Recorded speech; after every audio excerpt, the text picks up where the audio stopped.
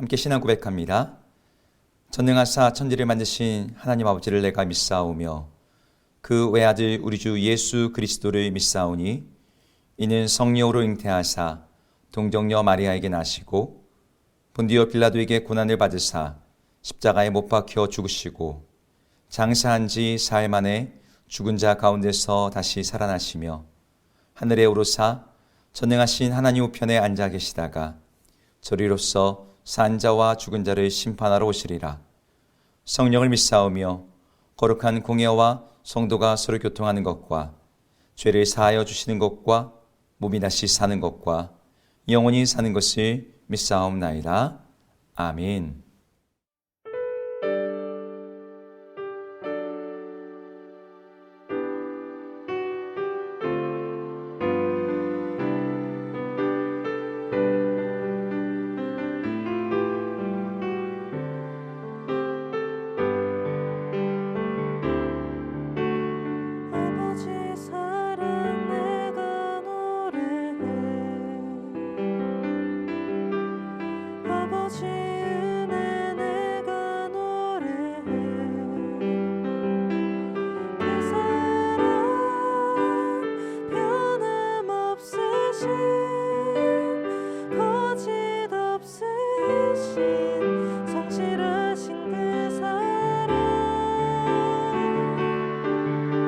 상한 갈대 꺾지 않으시는 꺼져가는 등불 끄지 않는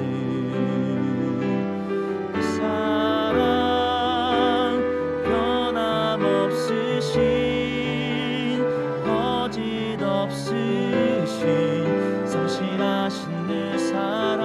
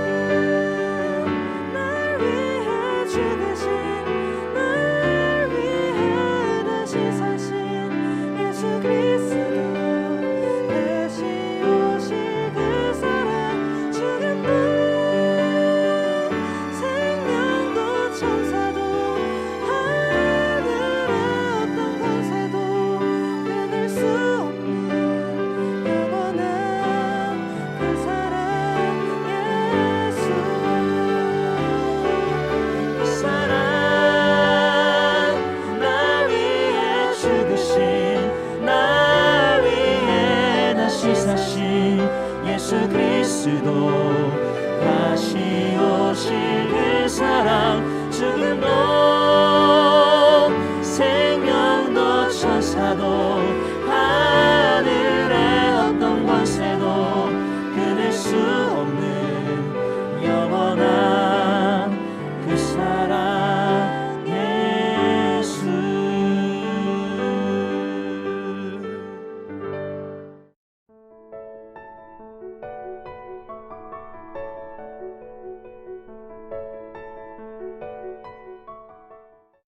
다시 이르시되 내가 가리니 너희가 나를 찾다가 너희 죄 가운데서 죽겠고 내가 가는 곳에는 너희가 오지 못하리라. 유대인들이 이르되 그가 말하기를 내가 가는 곳에는 너희가 오지 못하리라 하니 그가 자결하려는가.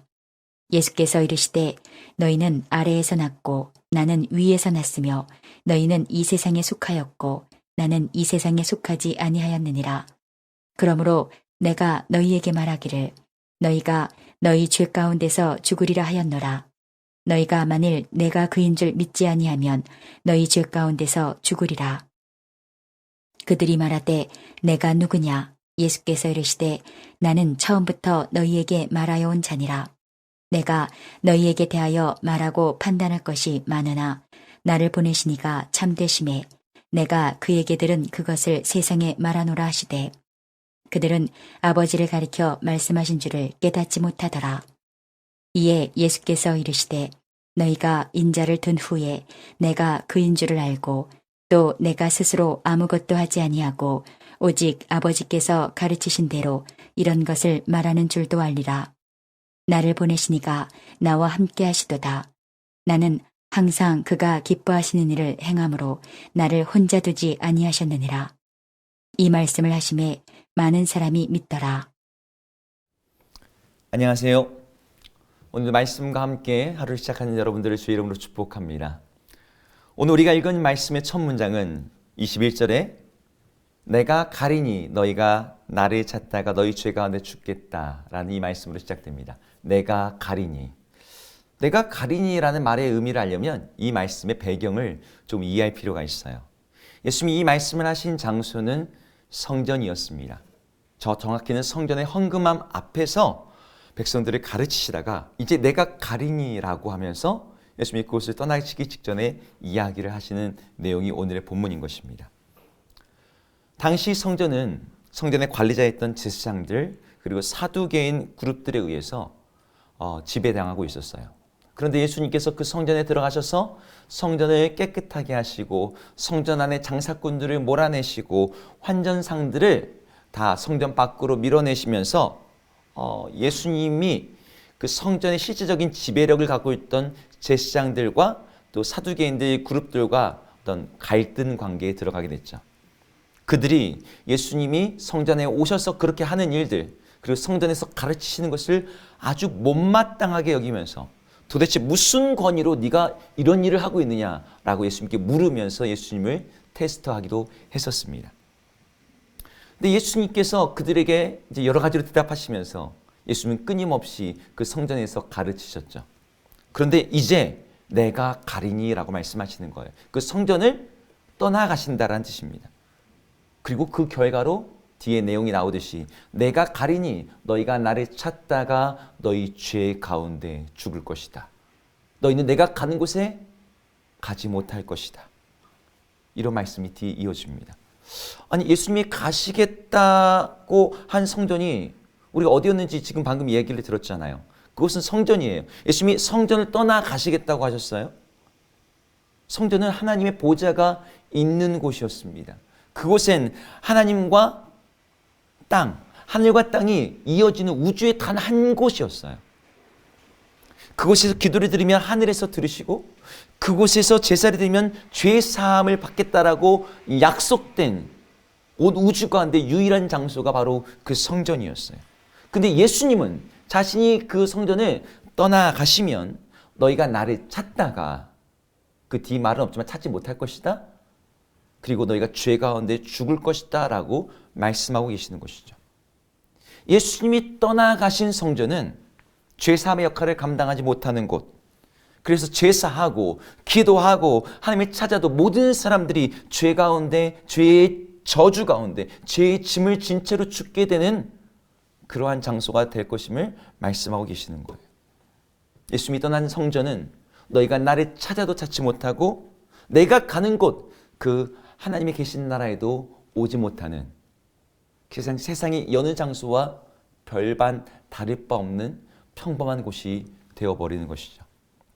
마치 이제 선로가 바뀌면서 이제는 기차가 멈추지도 않고 지나가지도 않는 그런 시골역처럼 폐쇄되어 잡초만 자라는 곳이 되어버린다는 말이 이 짧은 구절 안에 함축되어 있습니다.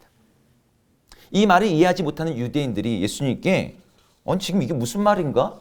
내가 가는 곳에 너희가 우리는 가지 못한다. 저가 자살을 하려는 것인가? 이렇게 이제 말을 할 때 예수님이 그들에게 이해를 돕기 위해서 다시 이 말씀을 반복해서 해주세요. 24절에 나오는데요. 너희가 만일 내가 그인 줄 믿지 아니하면 너희 죄 가운데 죽으리라. 너희 죄 가운데 죽으리라는 말을 반복해서 말씀하시는 것이죠. 아까는 예수님이 성전을 이제 떠나가시면 이제 그런 일이 있다고 하셨는데 이제는 예수님이 그인 줄 믿지 않으면 죄 가운데 죽으리라라고 하시는 거예요. 이 말을 뒤집으면 내가 예수님이 그인 것을 믿으면 죄 가운데 죽는 것이 아니라 죄로부터 자유함을 얻고 하나님 나라 가운데 영원히 살겠다는 말씀이 되기도 합니다. 그렇다면 여기서 예수님이 말씀하신 내가 그인 줄 믿는 것은 도대체 무엇을 의미하는 걸까요? 여기 나오는 그는 메시아를 가리키는 단어입니다. 예수님이 메시아, 예수님이 그리스도라는 것을 믿지 않으면 너희는 너희 죄 가운데 죽게 되리라라고 오늘 말씀하신 것이죠. 그럼 여기서 우리는 한 번 더 질문할 수가 있어요. 예수님이 바로 그 메시아, 그리스도라는 말은 무슨 뜻일까요? 메시아는 애초에는 기름 부음을 받은 자라는 어떤 그 일반 명사였어요. 여러 종류의 사람들이 거기 있었죠. 제사장도 포함됐고 왕도 있었고 선지자들도 다 기름 부음을 받는 자들이었죠.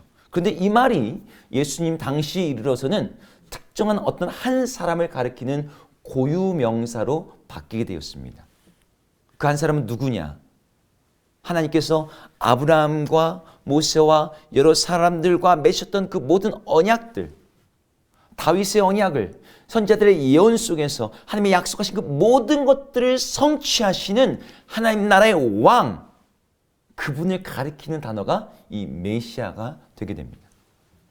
그래서 그 왕은 죄와 죽음을 없애시고 하나님의 나라를 이 땅에 임하게 하시고 그분의 나라의 백성들로 영원한 생명과 부활의 몸을 주시고 그 나라의 영광을 함께 누리게 하시는 하나님의 구원자를 가리키는 단어가 바로 이 메시아라는 말이었어요. 오늘 예수님은 자신이 그 메시아임을 너희가 믿지 않으면 너희가 성전에 와서 제사를 드리고 기도를 하고 그 무엇을 한다 할지라도 너희는 너희의 죄 가운데 죽게 될 것이라고 말씀하고 계시는 것이죠. 달리 말해 우리가 하나님께서 우리에게 약속하신 죄의 용서, 죄와 사망의 지배로부터의 구원, 영원한 나라에서 영원히 누리게 될 영광, 몸의 부활과 영생, 아담의 범죄로 말미암아 잃어버렸던 하나님의 형상을 회복시키시며 우리에게 에덴 동산의 생명나무의 과실을 되돌려주는 그 일이 바로 예수님이 그리스도이시고 메시아이심을 믿는 것에 달려있다라고 오늘 예수님이 직접 말씀하시는 거예요. 성전을 의지하는 것, 제사를 의지하는 것, 율법을 의지했던 유대인들은 그 모든 것들을 의지해도 그들은 그들의 죄의 문제를 해결하지 못하고 죄 가운데서 죽게 될 것을 오늘 예수님이 말씀하셨습니다. 우리들은 예수님을 믿는 사람들입니다. 예수님을 믿어서 예수님을 나의 구주, 예수님을 나의 메시아, 예수님을 하나님으로 영접한 자들이에요. 그러나 우리들은 종종 예수 그리스도가 아니라 예수 그리스도를 믿고 의지함으로써가 아니라 유대인들이 의지했던 그들의 성전과 그들의 제사와 그들의 기도, 그들의 종교 어떤 시스템처럼 우리들도 다른 그 무엇인가를 의지해서 하나님 앞에서 더 거룩해지고 우리 죄의 문제를 해결하고자 하고 하나님의 나라를 얻고 그 나라에서 영광스럽게 되는 어떤 다른 길이 있는 것처럼 생각할 때가 있습니다. 그런 유혹들이 우리들에게 있는 것이죠. 예수님 당시 유대인들이 성전과 제사를 의지했던 것처럼 우리들에게도 그러한 미혹들이 있는 거예요. 유명한 목사님, 큰 교회, 더 좋은 프로그램들, 내가 이거 하면 더 성화되게 될 것이고 이거 하면 내가 죄에서 더 자유롭게 될 것이고 내가 이걸 하면 내가 하나님이 더 인정을 받을 것이라는 어떤 그런 인간적인 기대감이, 그게 다 나쁜 것은 아니지만 그것들이 우리 주 예수 그리스도를 의지하는 것을 대체하는 우상과 미혹이 될 수 있다는 것이죠. 그러나 예수님께서 가시면, 그분이 떠나가시면 성전도 제사도 기도도 아무런 죄사는 능력도 아무런 약속된 효력도 힘도 발휘하지 못하는 것처럼 그것이 아무리 우리 신앙생활에 유익해 보이고 필수적인 것이라고 할지라도 이 단순한 한 가지 예수님을 구세주요 하나님의 아들이요 하나님의 약속을 모두 이루어 주시는 하나님의 그리스도라는 것을 믿는 이 믿음은 그 무엇으로도 대체할 수가 없습니다. 예수님이 떠나가시면, 그리고 예수님을 믿지 않는다면 인간의 그 어떤 수고와 노력과 좋은 것들은 아무것도 아닌 것이 되어버리는 것이죠. 그러니 우리는 그분을 붙잡아야 됩니다. 그분을 믿되 확실하게 믿어야 돼요.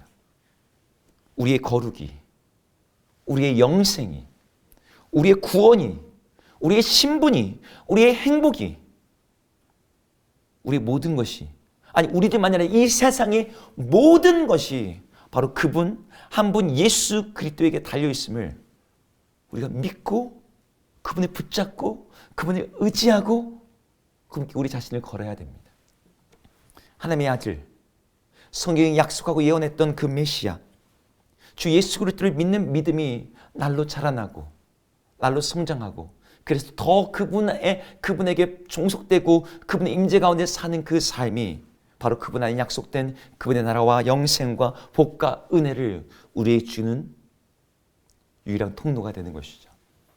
오늘 이 아침 바로 그 예수 그리스도로 우리가 이미 믿고 있다라고 하는 그분을 더욱더 굳건히 붙잡고 그분 안에서 그분이 우리에게 주시겠다는 그 모든 약속들을 바로 이 땅에서부터 누리며 살아가는 우리 모든 성도님 되기를 주의 이름으로 축복합니다. 기도하겠습니다.